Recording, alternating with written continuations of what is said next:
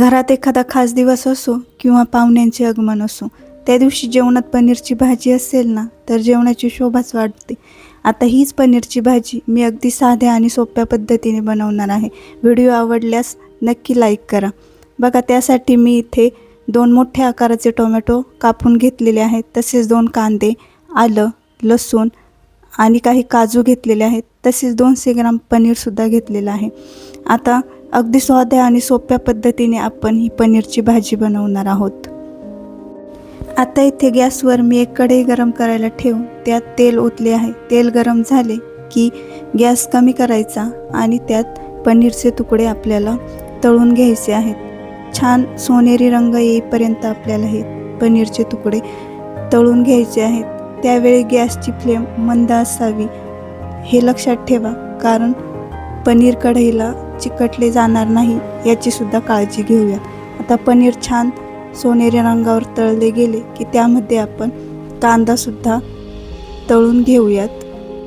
कांदासुद्धा आपल्याला छान गोल्डन सोनेरी रंग येईपर्यंत भाजून घ्यायचा आहे किंवा तळून घ्यायचा आहे.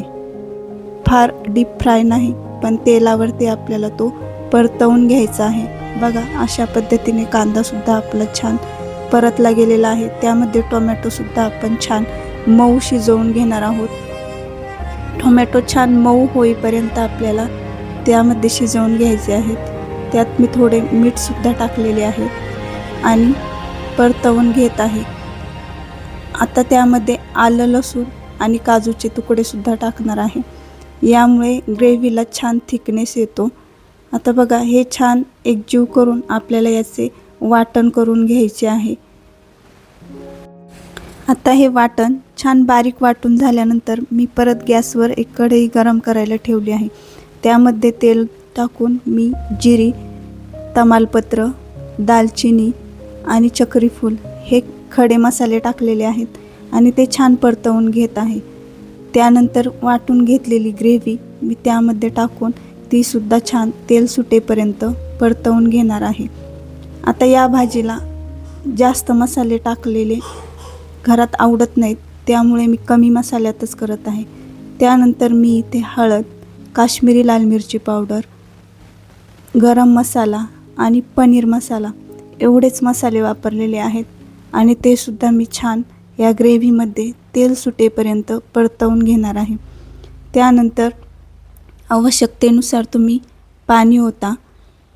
ग्रेव्ही जास्त दाटसर किंवा जास्त पातळ बनवू नका आणि गरम पाणीच ओता, त्यामुळे भाजीला छान टेस्ट येते. आता भाजी थोडी उकळल्यानंतर मी त्यामध्ये पनीरचे तुकडे घालून घेत आहे आणि बघा, वरून मी कसुरी मेथीसुद्धा छान हातावर क्रश करून टाकलेली आहे. तसेच कोथिंबीरसुद्धा मी टाकत आहे. त्यानंतर मी तूप टाकलेले आहे.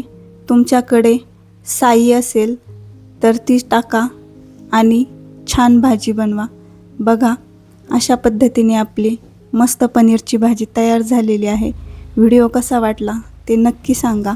पनीरची भाजी कशी झाली ते सुद्धा नक्की सांगा आणि हो, चॅनलला सबस्क्राईब करायला अजिबात विसरू नका. धन्यवाद.